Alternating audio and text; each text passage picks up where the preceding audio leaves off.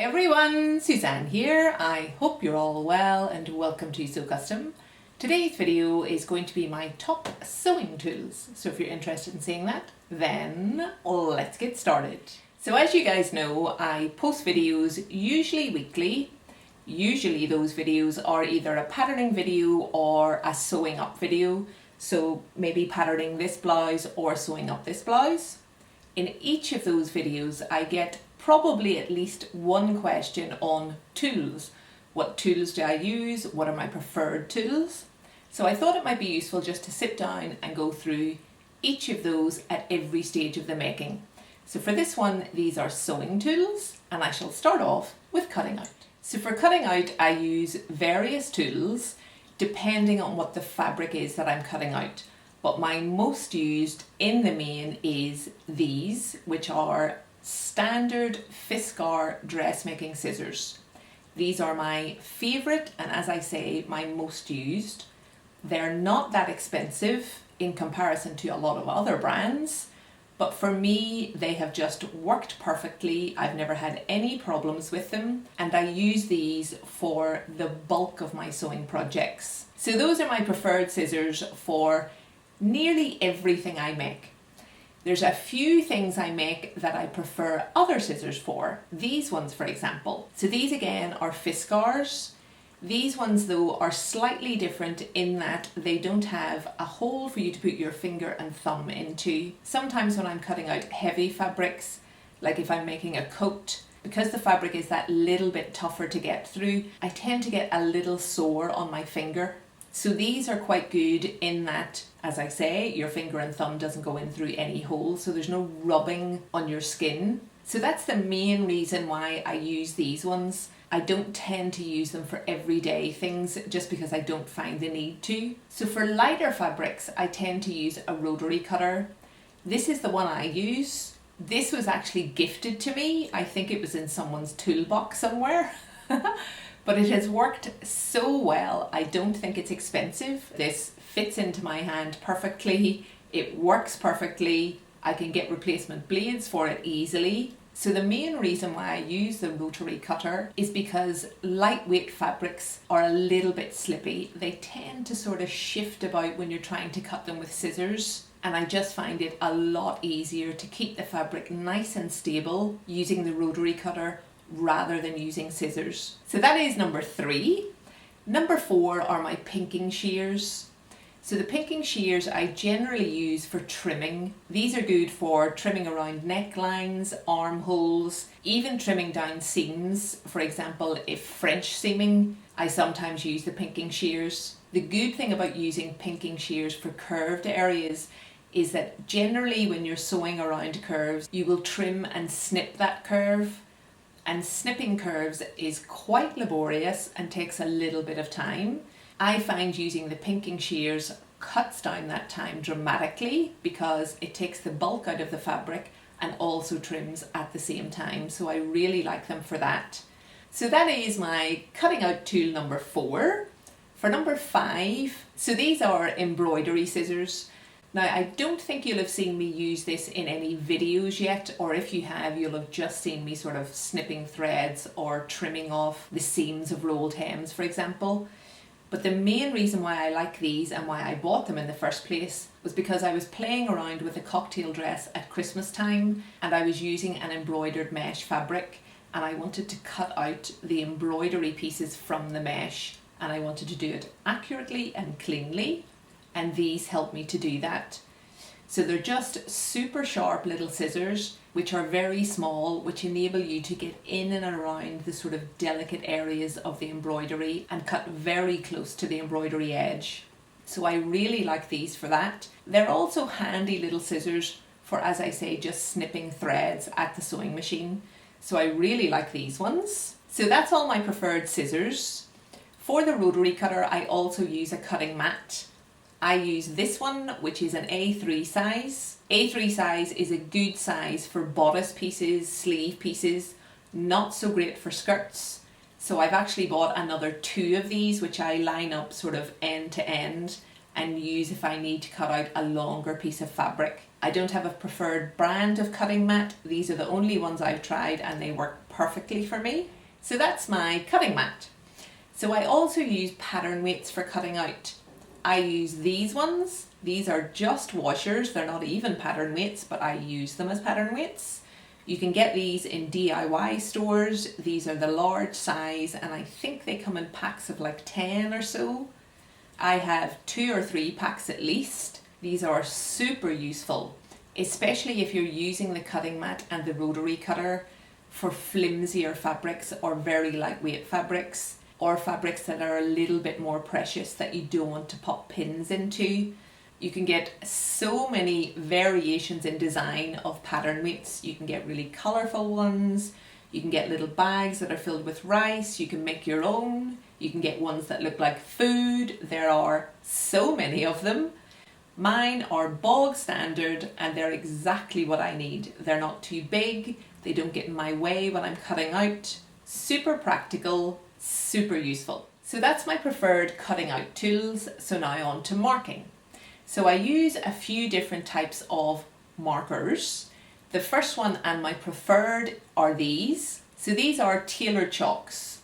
You can buy these almost anywhere. Any haberdashery will have these. They usually come in packs of 3. These little standard ones come in packs of 3. One is white, one is blue, and one is red. And it's handy to have the 3 different colours in order for them to show up on different coloured fabrics. I tend to use the white one the most, and I use these in the main for marking darts. These are just really easy to use, and I find myself reaching for these above any other marking tools. So this is my preferred marking tool, but sometimes this isn't the best for the job. So if I'm using a slippery sort of lightweight fabric, I'll generally reach for one of those friction pens. This is my preferred one. So this is by Prim. Now I've tried a few of these different types of pen that are supposed to either wash out or fade away with friction. This one is my preferred out of the ones that I've tried, and the reason for that is it actually does do that. So this one does fade away. It fades away quite quickly. So usually by the time I've sewn up the dart, the pen mark is gone. There are some pens that I've tried that are supposed to wash out or wipe off, and they actually don't do that in my experience. So this one is my preferred. I've also tried this one. So this is the Prim chalk pen. This one for me is a really good idea. As the name would suggest, it comes in like a pen shape. You get little sticks of chalk, pop them in the bottom, and then you can just click the top to push the chalk down to the nib and use it just like a pen. I find that the chalk in these ones just isn't soft enough. Therefore you have to push really hard on the pen, and because of that, the chalk then breaks. So in some instances this is good. So for example, where both sides of the fabric look very alike, I'll oftentimes put a little X on the wrong side.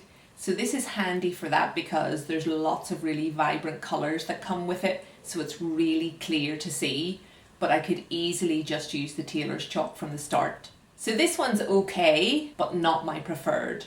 So that's all of my marking tools. So now on to pinning. So the pins I use, you'll have seen me use these every time you watch one of my videos. These are flower head pins, and these are my preferred standard everyday pins. And the reason why they are my preferred pins is because they're longer in length, so they're really easy to handle. If you drop these ones, like I often do, they're super easy to see on the floor. With some of the smaller sort of glass head pins, they're not just as visible. So I find myself picking up those glass head pins long after I've used them. So as I say, these ones are just a good all-rounder sort of universal pin, which I really like. I also use a pin holder with these, and it is this one. So this is just one of those little magnetic holders. Looks a bit like a soap dish, and it's just 2 bits of plastic with a magnet inside. And I just find this super handy. Keeps everything where I want it to be, all my pins in the one place. And as I mentioned, if I drop my pins, which I often do, I just use this to sort of hoover them up. So it's really handy for that. So that's my pin holder and my preferred everyday pins. Those everyday pins aren't sufficient sometimes for more sort of specialist projects. So those of you that have watched my Chanel jacket or my little silk flounce neck blouse will have seen that I used these pins. So these are silk pins. The difference between these and the flower head pins, the stem is a little bit thicker, but these ones are very fine, and as the name would suggest, they're generally used whilst working with silk. And what these are supposed to do is minimize the impact on the fabric from pinning. So because they're that little bit finer, because they're that little bit sharper, they won't damage the fabric as much. And once you press after you've pinned, you won't see the hole at all. These, although they're called silk pins, can be used with any fabric. But as I say, I've tended to use them with silk and fine fabrics. So these are another good one. So that's all my pinning tools. So now on to pressing. So it goes without saying I need a good steam iron. This is the one that I use. It's pretty standard. It has a good amount of steam. It has a color-coded temperature indicator. It also has a really good safety feature which I like, and that is it turns itself off if it's been sitting for a while unused. So as I say, this one is pretty standard. I don't have a preferred iron. I haven't tried that many. This is just the one I use. So that's my first tool, my iron. So for my second, this one for me has become essential. I use this every day, not just in dressmaking. I use this when I'm pressing just clothes that have come off the line.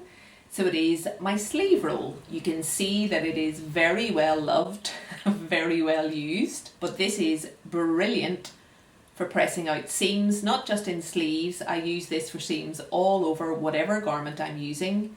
It's brilliant for pinning seams onto the roll so that you can press really crisp and cleanly. You'd have seen me do that in a few previous videos. It's brilliant for providing a curved surface. Lots of seams in dressmaking are curved, and we tend to press on a flat surface, so you're not getting that beautiful curve in the fabric. This helps me out with that. So then my third tool for pressing is a pressing cloth. I use this, which is just an old bit of muslin. This again is very well used, and what I use it for is trying to prevent, whilst pressing, my fabric getting shiny. So if you put the plate of your iron straight on top of the fabric, sometimes that can react with the fibres in the fabric and make your fabric a little bit shiny. So to try and minimize that or prevent it, a pressing cloth is used as a barrier between the fabric and the iron. So I don't use a pressing cloth all the time. What I tend to do is press whatever fabric, just a little corner of the fabric, and see how the fabric reacts to the pressing. If it becomes shiny, I'll use a pressing cloth. If it doesn't, I'll just use the iron as it is. So that's all of my pressing tools. So now on to finishing. So hand hemming would be a finishing technique that I would use quite a lot. And for hand hemming, I tend to use silk thread, this one. And using a silk thread for me for hand hemming is essential.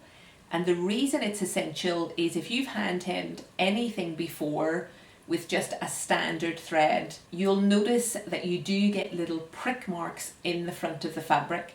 Those prick marks will tend to be a little bit deeper and a little bit more visible if you're using standard thread. Of course, you need a super fine needle in order to do your hand hemming. I also tend to bend the needle. You'll see this, what looks like a rather mangled needle here, but bending the needle just makes it a lot easier to pick up the finest bit of fibre rather than poking through the whole of the fabric. And the other thing that goes along with my needle and my silk thread is a needle threader. I find I have to use this whilst using these needles. The head on the needle is so fine, I just simply cannot get the thread through it. So I use these to help me out. These are so inexpensive, super practical, super basic. They do exactly what they say they're going to do. There is no hassle or faffing with them. So that's all of my finishing tools. There's a whole host of other tools that I use, but they're more sort of specifics. So for example, whilst putting buttons on, there are pliers that I'll use. I use a hammer for that. Like there's lots of other things, but I think they would probably deserve a separate video. So I'm going to end this video here. So I really hope you guys enjoyed the video. I hope you found it useful. If you did, give it a thumbs up. If you've not yet subscribed, please do, and I shall see you in my next one. Bye folks!